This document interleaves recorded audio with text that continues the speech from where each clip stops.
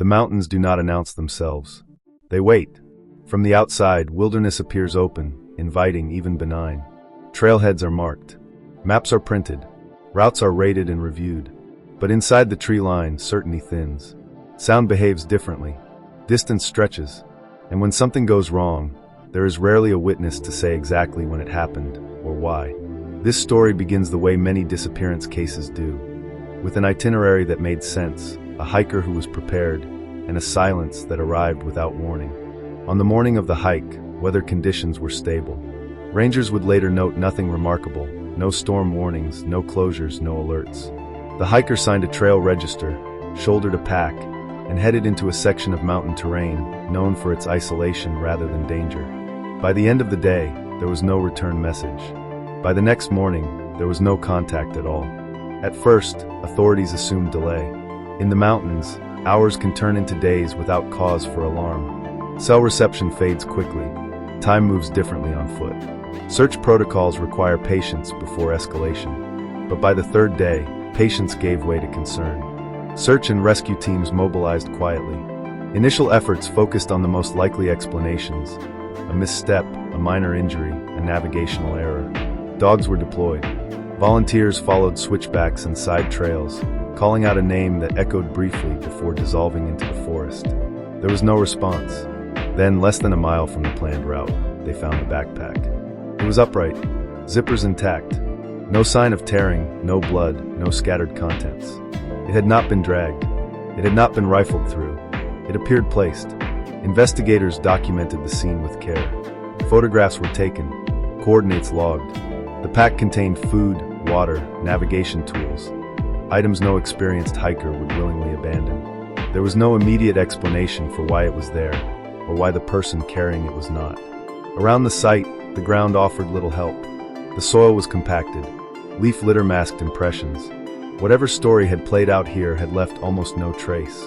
And yet, something about the scene felt incomplete.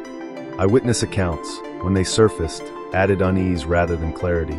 Other hikers recalled a quiet stretch of trail, a sense of being followed that never materialized. Sounds in the brush that stopped when they stopped. None of these accounts described an attack. None described another person. But the mountains have their own inhabitants. Predators move silently here. They are rarely seen, almost never heard, and often dismissed until they are impossible to ignore. Wildlife experts consulted on the case were cautious. Large predators, mountain lions, bears, do not behave predictably, but they do leave signs. Struggle marks, disturbed ground, dragged trails. None were found. Still, the absence of evidence did not rule them out. In steep terrain with dense cover, signs can disappear quickly. Rain rewrites the ground. Scavengers erase what remains. Time collaborates with silence. As days turned into weeks, the investigation widened. Aerial searches revealed nothing. No clothing caught in branches. No visible remains along ravines. Thermal imaging returned only false positives. Warm rocks, sunlit clearings, empty spaces that resembled answers but weren't. Families were informed with careful language. Ongoing. Active. No indication of foul play. But the mountains were not cooperating. Privately, investigators wrestled with competing possibilities. A fall, unlikely given the terrain and the lack of disturbance. Voluntary disappearance, unsupported by behavior, history, or preparation. Wildlife encounter, possible but frustratingly unprovable.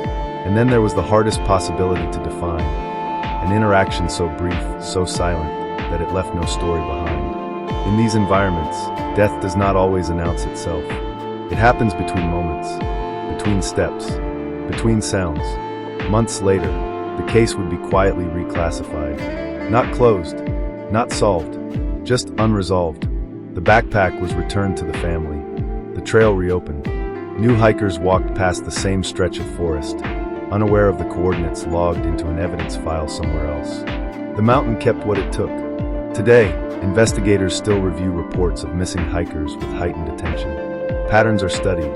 Terrain is re-examined. Wildlife behavior is monitored more closely than ever. But the truth remains uncomfortable. Some disappearances do not leave enough behind to reconstruct.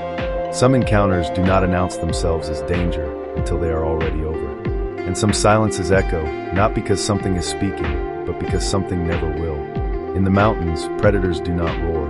They wait, and when the forest goes quiet, it is not always because nothing is there, but because something has already passed through.